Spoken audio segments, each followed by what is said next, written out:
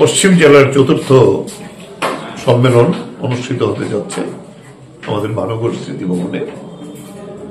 আমাদের মহকুমা স্তর পর্যন্ত সম্মেলনগুলো দুটো বাদে বাকি 22টা হয়ে গেছে।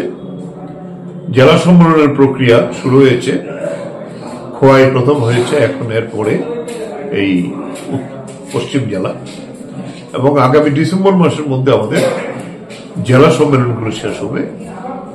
আমাদের শাখা সম্মেলন, যেটাকে ব্রাঞ্চ আমরা বলি, লোকাল সম্মেলন পেরে মহকুমা সম্মেলন, জেলা সম্মেলন, এরপরে আগামী 29, 30, 31 জানুয়ারি আগরতলা টাউন হলে আমরা আমাদের রাজ্য সম্মেলন 24তম রাজ্য সম্মেলন করার সিদ্ধান্ত নিয়েছি।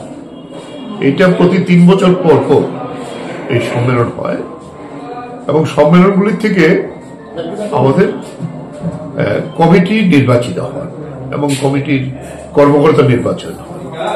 এটা আমাদের প্রসেস।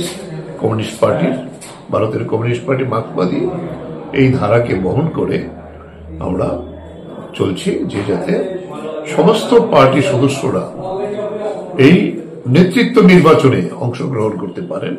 এই সম্মেলনে খোলামেলা আলাপ আলোচনা হয় এবং আগামী পার্টি কংগ্রেস হবে এপ্রিলে, যেখান থেকে আমরা আমাদের এই 3 বছরের কাজের পর্যালোচনা হবে এবং আগামী 3 বছরের জন্য আবার কি নীতি নির্ধারণ করা হবে, কি পথে পার্টি চলবে, এটা নির্ধারণ। এই হলো আমাদের প্রক্রিয়া।